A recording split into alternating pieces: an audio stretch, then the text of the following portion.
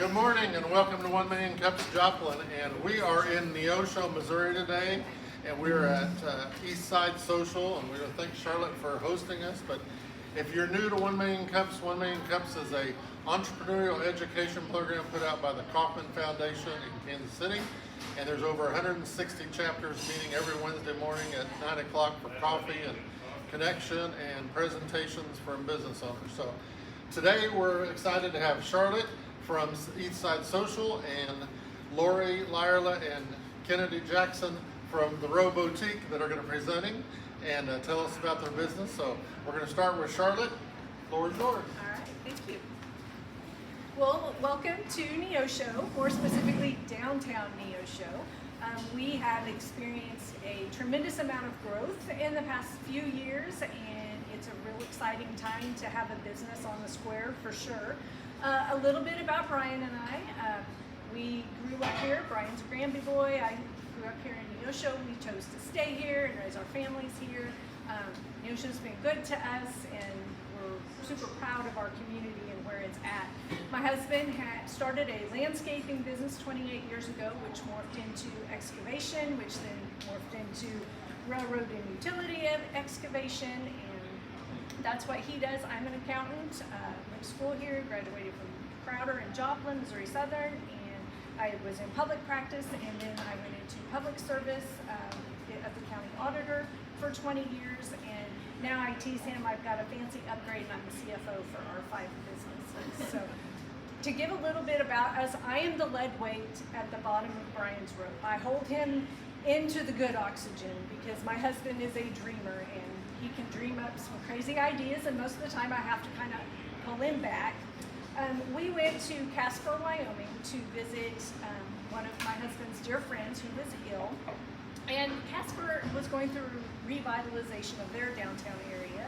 We found this place called the Eastside Social. It was really cool. We're like, let's go in here and eat for a little while. Our boys were much younger than where they are now, and we went in and we sat down, and the kids found the arcade in the back, and then we got to looking around and realized, oh, they've got like a whole patio area out here, like sand volleyball and cornhole and patio furniture and all these things. And we're like, this would be really cool. Neosho really, really needs this. This would be so awesome. So well, I don't think you want to go into the restaurant business, so let's not. His friend passed away, so in the spring we went back.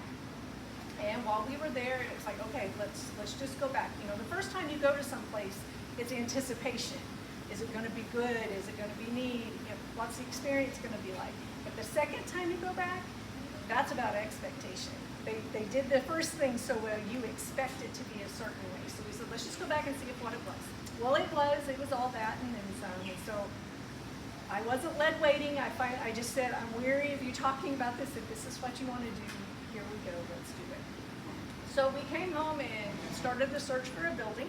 Ironically enough, we actually looked at the space where the row is now, and then the space on the square came open, the building that you're in. It was actually 3 structures. We went from the square to the alley and all the way over to the alley beside us. We knew coming in we were going to have to do some demolition. We just had to do more than what we originally planned. We actually wound up having to take the 2 buildings next to us down.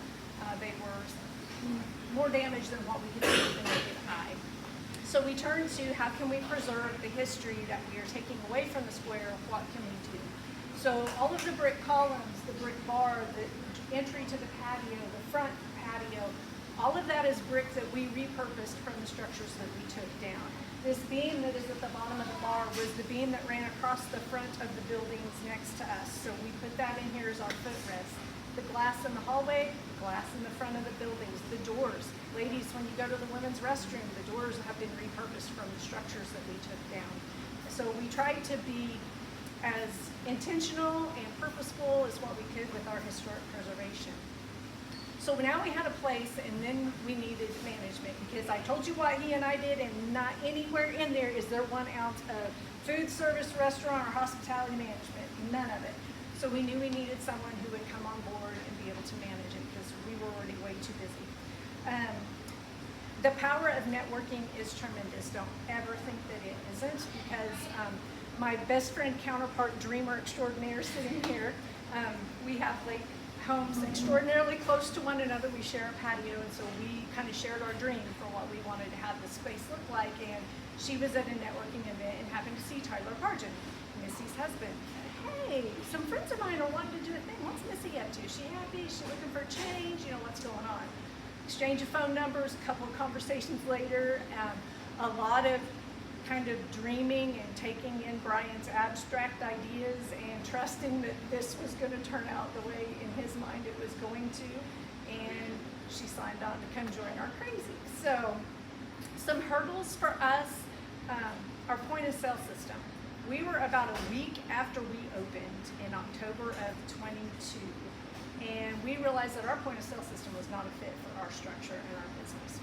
So we punted and we switched point of sale systems. We got the equipment, I think on a Thursday, Friday, installed, maybe a Saturday, we installed on a Monday, and we opened Wednesday with a brand new point of sale system. God bless our servers and Addison and Missy, because they worked their tails off to get that ready to go. Process creation. I think any entrepreneur knows that when you put something in place, you have to come up with a process. How am I going to pay the bill? How am I going to take the money? We had to figure out how we were the most efficient way to get the food from the fridge to the table and what that looked like. And if you had stuck your head in our kitchen when we first opened and you looked in there now, it is completely, not completely different, but I would say at least half of it is totally different than what it was when we opened, because we realized we had some inefficiencies and, okay, now we're selling more of this, we need more fryers, we need more of this. Training of your staff to have a consistent product, you know, experience, service, the whole 9 yards. We wanted to treat every customer that comes in here like the kings and queens that they are, because they chose to come eat with us and we want them to have a great experience. But training is a lot. How do you teach the day person on the grill to cook the Bob's Bologna the same as you want your night grill person to cook the Bob's Bologna? So Missy spent a tremendous amount of time in the kitchen developing those processes, training the staff. Front of house, what's the best way to wipe down a square table? Well, it's not to wipe in a circle. And if my assistant manager, Sean, was here, he would tell you, you wipe it side to side and you set the thing back up and you're done in 30 seconds and not 2 minutes. And so there is a rhyme and a reason, even down to how you cut the lemons so you can pick it up and stick it on the side of a glass. So all the little things add up to big things when they don't work right. So training was a big thing for us. Restaurants, you have turnover. I don't know if we are in line with the industry standard here, but we have kind of an ever-changing group. We have a real strong core, people that are committed in the dream that Eastside Social is, but how do you continue to train and build a team when your outside players are always changing? And so Missy has done a fabulous job of creating a cohesive team that enjoys being here. They're happy to be here and serve our customers, and it's a lot because it is always changing. Entertainment was another hurdle. If there's one thing Brian Ward can do, it's throw a party and have ideas on how to throw a party. And he wanted live music. He wanted a patio service. He wanted a patio bar that showed up last year in a shipping container outside. How do we make that work into our day-to-day? And some of our ongoing struggles that we have are patio space. Right back to that. When we first started, if we would have wanted to have food on the patio, we would not have had any staff, because it would have crippled us, because we didn't have those processes in place. We didn't have those training things in place. It's not like a franchise where they come in and hand you a manual and say, here's how you clean it in your shift, here's how you open. We had none of that, so we started from scratch. And Missy kept saying, Brian, we can't do that yet. We can't, okay, let me get something worked out. So now we're at a point where we know if our meeting room's full, we're going to delay food service on the patio, but we can offer drinks, and we're getting there. You just have to, you want everything, but you have to grow into each step a little bit at a time. For us, I'm a numbers person, and so I really wanted there to be a place where you could see trends or see things that were occurring. Every Friday we do X, Y, and Z. Yeah, that doesn't exist here, so it's kind of stressed me out. I brought a numbers lady with me when I left the courthouse, and she's really good about, hey, can you tell us how many chambers we sold on some random Wednesday, or how much sales we did on the past 13 Sundays? And she's always willing to dig in and kind of get us that. But there's not always a trend in this industry, and that's been a very big hurdle to overcome for me. Marketing strategies, and I know probably everybody in here feels that. I hired a youngin. I recommend you hire a youngin. Andy came on to my side. She actually helped build this place. She's washed the walls. She's painted the coffee pot on the bin down here. She did everything. And I said, just come to my side of the fence, and I'll give you lots of lines on your resume. Give me a year, and let's go. And she has been learning at leaps and bounds. But where do you market? When do you market? How much time? How much money do you spend on that in today's environment? Do you do it on a billboard? Do you do it on TV or radio, a newspaper? Like, it's just so different now. And I know in 5 years there'll be probably a whole nother way that we can do that, but we just don't have that right now. Our biggest win is by far the downtown Neosho community. We are just a piece of this. When I worked down here probably my whole career, from my teens till now. And 20 years ago, I think you might have done good to have maybe 3 different choices to eat in downtown Neosho. You have 9 now. You could go 2 weeks and never eat at the same place twice in downtown Neosho. That is so tremendous. We have a group, all of us, I mean, within like a 2-block section outside of the square, we all come together, the business owners and managers, we all come together once a month and we just start throwing ideas on the table. And, well, let's do this, well, let's try that. Let's have an Eras tour, Taylor Swift Eras tour. We all became one of her albums and had photo ops and all the things. We just keep throwing spaghetti at the wall until something sticks and we say, okay, we're definitely gonna do this again, let's go. Friday the 13th happened last year, we had a creep and crawl. There were people, accountant, led weight here. I didn't know adults like to dress up and run around in Halloween costumes as much as they did for our Friday the 13th creep and crawl. We've had sip-in shops for boutiques, so we invite boutiques into all of our businesses in December so people can do their holiday shopping. The energy here is amazing, and it is so exciting to be a part of it. And I'm happy that I'm in a place now in my life and my career that I get to be a part of creative things, and we get to dream a little bit, and we get to do these exciting things for our downtown community, because I want it to be like it was when I was a kid and have things for people to come and do. So that's just a little bit about us. I could talk for a really long time, but you don't want to listen when you do that. My big question, I know they said, well, people will give you feedback and ask questions, so I have a question for you guys. What is, if you were going into a new community and you were going to have time to eat, how do you find where you're going to go to eat? What do you use? Google? Google?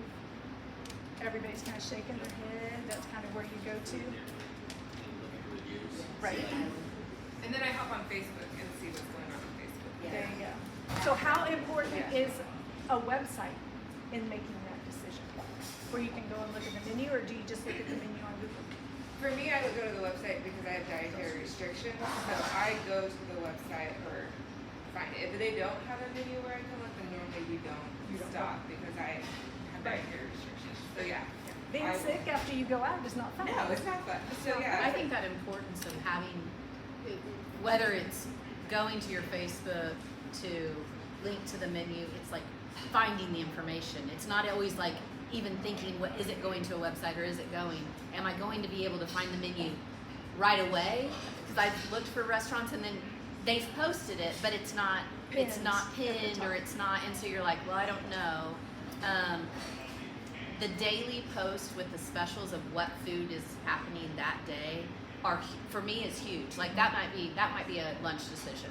Like, well, what's everybody's lunch special today?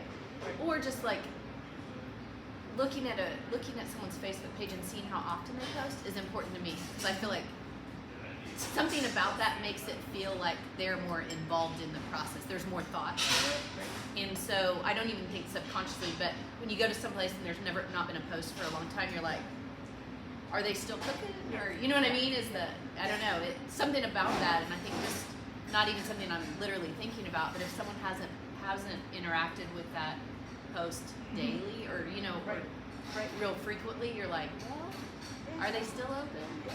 So I know in the beginning I just felt like we were just swatting flies. Like whatever came to the top of the cream, that's what we attacked that day. And so Missy and nor I, we're of a different generation. And it was Facebook and stuff was a part of our lives, but it wasn't something that was integral to daily activity. And so now I'm so much more aware of what's on social and how often is on social. And so our game's really changed in the past 6 months. I would say probably the past 4 months, really. We've kind of got an idea of how we want to do things and when, and what's most effective, and when you post that daily special. Is it right before you open? Is it early in the morning? Is it the night before? When is the best time? So I mean, we're really lucky That's to have just the a chamber piece. that puts on luncheons to Yeah. learn more about social media. yeah, Be aware of what really goes on in the community and what other people are doing as well. yeah. To add to what Lori said, I think pictures are extremely important. When my husband and I will Google and see where we want to go eat, we like to look at the pictures because atmosphere is fun. Yes. Right. I don't want to go to some bland place that just looks like another cookie cutter restaurant. Right. And so I think pictures online draw people in. I think it's really important to showcase that. See, when we travel, we don't like, if we're with our kids, we'll go to chain restaurants because kids are picky. But Ben and I, when we travel, we look for not chain restaurants, and so seeing pictures is huge. I mean, because we've got ourselves in some dirty situation without pictures, and it's like, Yeah, or you walk in and this looks nothing like what the picture Yeah, did. yeah. So yeah. social media. I mean, like social media would be more important to me than a website because, especially if you have a menu. Yeah, on there. if your menu's there, Yeah.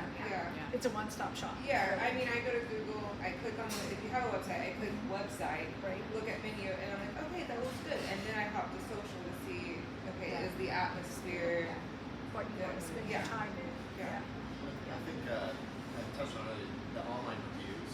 Just seeing like, called Amazon effect. You see something, you're like, only 10 people bought this versus 1,000. Right. And are they current reviews? Are they Right. 6 months or older? Yeah. We all probably have seen the negative, but if it's like 10 great, 1 negative, like that person's probably just. There's some people that don't come in with Yeah. grace forefront in their Yeah. mind, They're just- and they just don't. There's some people you will never please. Which has been, I haven't been a people pleaser. I mean, Rick, he worked with me for 20 years. I'm a helper. I like to help people, and I like to make things good, and I like to serve, and I like to, make people happy. And there's some people in this world that just you can't make them happy, no matter what you For do. some reason to be mad. Yes, yes, Everything could be fun, rename, like that. yep, yep. You can do all three.